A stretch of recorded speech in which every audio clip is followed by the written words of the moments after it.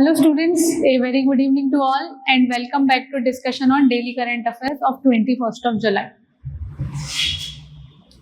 So these are the topics which we shall be discussing for today. So first very important topic is about Qdenga. So this is the first vaccine for dengue virus in India. Next important article is about the instrument of acceptance which is related to fishery subsidies. So here the news is that India has recently signed this instrument of acceptance. Next important article is about index of core industries. So recently index of core industries was released with the revised base year. So actually nowadays all these indices and these things are becoming very important because I think in 2026 base year for all the indices have been changed. And finally a very important topic, and that is about the pumped storage project. So coming to the first article, that is Qdenga, India's first approved dengue vaccine. So here please understand in this way, consider that there are 4 thieves who are wearing different colored of masks. Now consider one day a robbery, these 4 thieves have committed a robbery in your society, and because of some reason the security guard of your society have recognized one of them. Okay, now when the robbery will be conducted second time, the guard would be recognizing the first thief, but still he would be confused among the other 3 thieves. So same thing happens with our body in case of dengue virus, because dengue virus have total of 4 serotypes. So consider first serotype have attacked our body. So now our body knows, our body learns that how to deal with this particular kind of serotype. But when another serotype attacks our body, again our body will be infected because our body learnt about the first serotype, not the second, third or fourth serotype. And sometimes this thing also happens that, as you know, that function of antibody is to protect our body from the harmful infections. But sometimes what happens, these antibodies will guide the virus and these antibodies will help the virus to penetrate deeper in our immune system. So all these things are happening. Because of that we wanted one particular kind of vaccine which is applicable on all 4 serotypes of dengue virus. So here if we talk about Qdenga, so please remember that Qdenga is the live attenuated tetravalent dengue vaccine which is developed by Takeda Pharmaceuticals. So here first thing what you have to remember, that it is live attenuated vaccine. That means live part of virus has been used. Next thing is it is applicable on all 4 serotypes of dengue virus. Now for which age group it is applicable? It is applicable for the age group of 4 years to 60 years. And this vaccine has to be administered in 2 doses given 3 months apart. So this you have to remember. Now, next thing we would discuss that why the development of vaccine for dengue virus was difficult. So reason I already discussed that there are 4 serotypes of dengue virus. So if you have the immunity against one serotype, again you will be infected by another serotype. And this thing I already discussed, that whenever the antibodies in our body help the virus to penetrate deeper in our immune system, that thing is known as antibody dependent enhancement. Antibody dependent enhancement means depending on the antibodies, the virus can easily enter in your body. Now quickly let's discuss about the dengue disease. So please remember that this is a mosquito-borne viral disease. Mosquito-borne or the vector-borne viral disease, and it is caused by a virus that is known as dengue virus. Now who will be the vector or which kind of vector is carrying this virus? So the vector is the Aedes species. So either Aedes aegypti or Aedes albopictus. Both these vectors can cause the dengue virus. Now here important thing to note is, this is the same mosquito which is responsible for the transmission of chikungunya, yellow fever as well as Zika infection. So along with dengue, it causes chikungunya, yellow fever as well as Zika infection. Here please remember the concept which we discussed, that is antibody dependent enhancement. Now, coming to next article. So recently, what India has done, India has signed the instrument of acceptance, which is related to the fishery subsidies in WTO. Understood? So in WTO, there was one acceptance. I mean, many countries have accepted this agreement on fisheries, but still India, before today, India did not sign this agreement. So recently, India has also signed this instrument of acceptance. So quickly, let's discuss.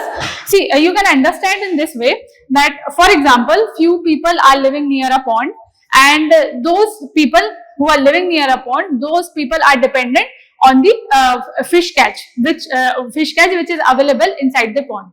Now consider one day a mechanized boat comes, and that boat has taken away all the quality fishes which are available in the lake. Now your livelihood was dependent on that lake. Now nothing is left. So now all people have made a rule that you will not be allowing any kind of mechanized boats here. So similar thing is happening here. What is happening here?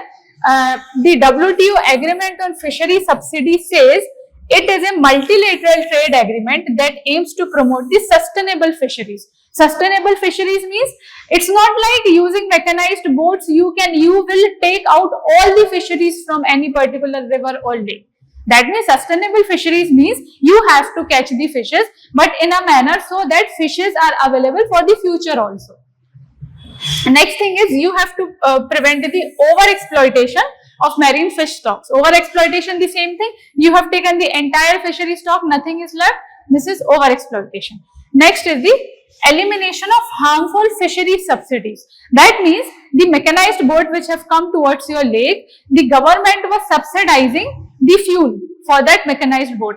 Government was subsidizing that mechanized boat itself.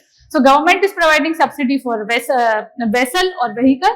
Government is providing subsidy for the fuel, and government is providing other kind of subsidies to support the fish catching. So here we have to eliminate the harmful fishery subsidies, because if you are not giving subsidy for the fuel or for the vessel, these things will gradually reduce. And next, you have to conserve the marine biodiversity.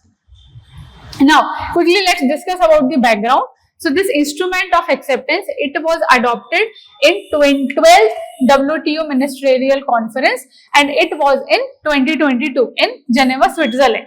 Now it entered into force in 2025, but in 2025 India did not sign this acceptance. Please remember, because India signed this acceptance recently, and after signing, India became 123rd WTO member to deposit the instrument of acceptance. So basically here the main objective is that you have to ensure the sustainable fisheries in India, sustainable fishing. Now, so what are the provisions of this agreement? What does the agreement prohibit? First, it prohibits illegal, unreported and unregulated fishing. Illegal means the area in which fishing is not allowed, then also you are doing the fishing. Unreported means you have catch the fishes, but you have not reported to the government authorities. Then how they will know that what all things are happening? After that, unregulated fishing. That means there are no specific measures in that area. You can do anything what you want. So all these type of fishings are banned.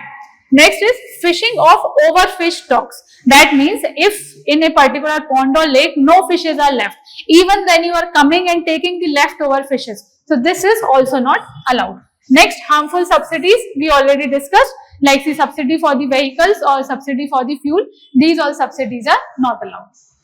Next is what is outside the scope of the agreement. That means I discussed that over-exploitation of fishes is not allowed, or any fishing region is not allowed.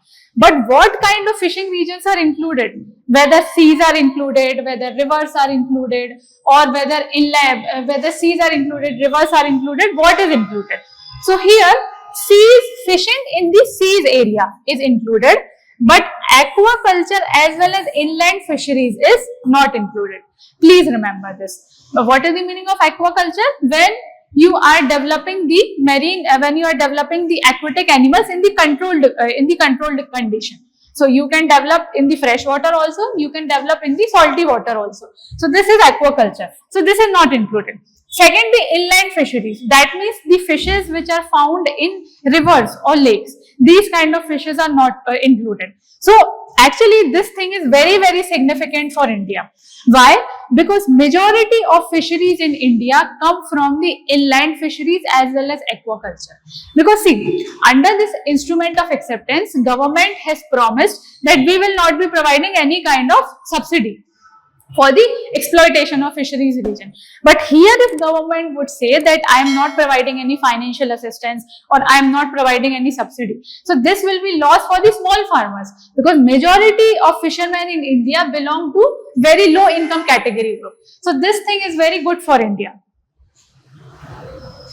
Yes, so the same thing we discussed, why this is important for India, because it will protect the small scale fishers in India, and majority of fishers in India belong to small scale category. Next is it will boost the seafood exports, because just now we discussed that it is not including the aquaculture, right?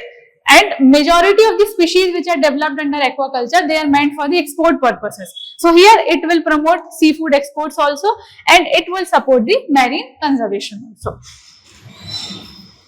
And yes, please remember this, this UPSC can ask in prelims, that whether do we have any kind of framework related to fisheries management. So we have two frameworks. One framework focuses on the exclusive economic zone, and one framework focuses on the high seas. So first is Sustainable Harnessing of Fisheries in the Exclusive Economic Zone Rules 2025. So for example, this is coastline of India. So from this coastline, around 200 nautical miles till 200 nautical miles, you have exclusive economic zone. So the fisheries which is happening here, so this will be included under this rule. Next we have guidelines for sustainable harnessing of fisheries in the high seas by Indian flagged fishing vessels. High seas means anything which is beyond the exclusive zone. These are known as high seas. So this order, these guidelines will be regulating the fisheries which are happening in the high seas. Now, next very important article is about the index of core industries, because recently this index was launched using new base year, that was 2022-23. So first of all, let's discuss what is this index of core industries. So basically this index focuses only on the core industries of India. You can understand in this way. For example, if you want to understand the functioning of human body, one thing you can do, that you can analyze the functioning of heart, liver and brain. Okay. Another thing what you can do, you can study about all the organs separately. So these two things you can do. So when you are reading just about the heart, liver and brain, in that case you are dealing with index of core industries. Understood? So index of core industries would be focusing only on the important things. That means if I want to judge the performance of overall industrial sector in India, so instead of looking towards each and every industry in India, I will look towards the core sectors. That means if core sectors are performing well, so I will assume all the industries are performing well. So this is the overall gist of index of core industries. Now please remember that this is compiled by Office of Economic Advisor under Department for Promotion of Industry and Industrial Trade, which comes under Ministry of Commerce. So this you have to remember, that who compiles it, it comes under which department. This is very important. Now earlier the base year for index of core industries was 2011-12, but now the index have changed and it has become 2022-23. Please remember the change of base year. Now, this is very important for the prelims, because in recent index series, many things are changed. First thing is, recently iron ore is included as a new core industry. So see, first of all, see, earlier these were the 8 industries. These were the 8 core industries which were analyzed under index of core industries. So what were those? Coal, crude oil, natural gas, refinery products, fertilizer, steel, cement as well as electricity. Now 9th point has been added, 9th industry has been added, and that is the iron ore.